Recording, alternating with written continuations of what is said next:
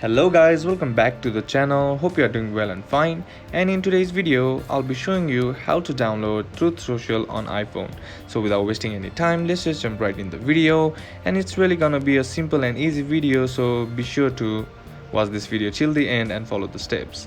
Now, in order to download Truth Social on iPhone, what you need to do is head over to your App Store. And once you're inside, on the search bar, type in Truth Social.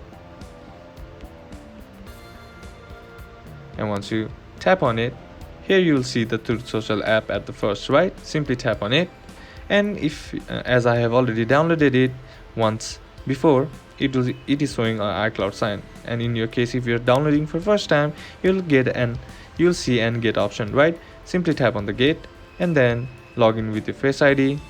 And once you have done that, all you gotta do is simply and download the app.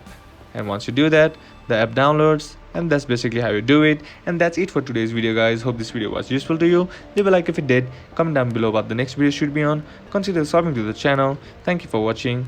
Bye bye.